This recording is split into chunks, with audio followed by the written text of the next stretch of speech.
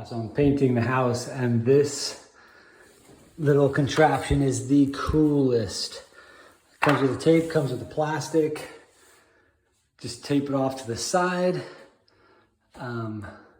I've seen some people put tape up along this edge, so then they leave a little bit out, and then they can just kind of stick the plastic to it. But these things are super cool.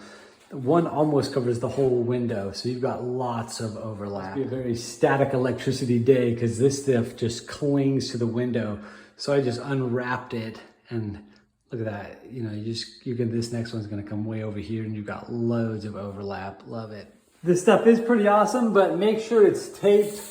Like, I went cheap. I'm like, oh yeah, that's not gonna come out. But then when my paint gun went like this, it flapped open and got into that hole. Even with all that extra overlay, I still should have taped the whole seam, and I should have taped the whole bottom and the whole top. I thought, you know, it's just, I'm gonna spray it and it's just gonna go this way, but then it hit it and then went back down and into the window. So these are awesome, but for sure tape. For sure tape. This is what a properly taped window should look like before you start painting. Definitely recommend using some kind of drywall primer and sealer.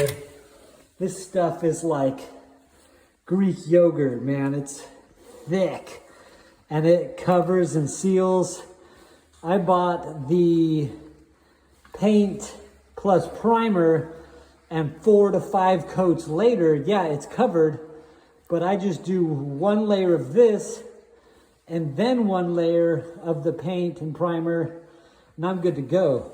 This bucket is $70, and my painted tinted bucket was $250. So you do the math. This is way cheaper to put this stuff down as a sealer, then put the paint and primer down.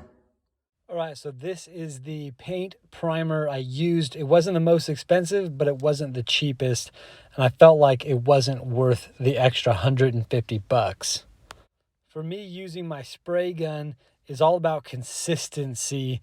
Try not to bend your back so it doesn't hurt at the end, because I'm an old fart, but keep your gun the same distance and stuff. If you're wondering, these paint suits are hotter than crap. It's like 60 degrees. It's nice and cool in my house, but it is sweating. My shirt is soaked. All right, so I'm done painting, and I'm about 13 hours into painting a 1,600 square foot ceiling and wall. I did all the ceiling and wall, all the same color.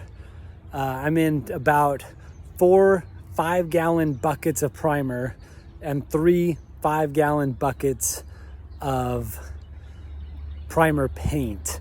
I didn't get the cheapest primer paint, but I didn't get the most expensive primer and paint. But definitely recommend tape, and tape some more. And clean those floors. You put your roller down at the bottom, it's gonna pick up all that crap you left on the ground. You get the spray gun, you come down to that ground level, and all that spray gun will just blast all whatever you didn't clean up off the floor and blast it all onto your wall that you just painted. So clean the floors as best you can, tape, and then if you think you've taped, tape some more, and yeah, let's go build some, or maybe paint something.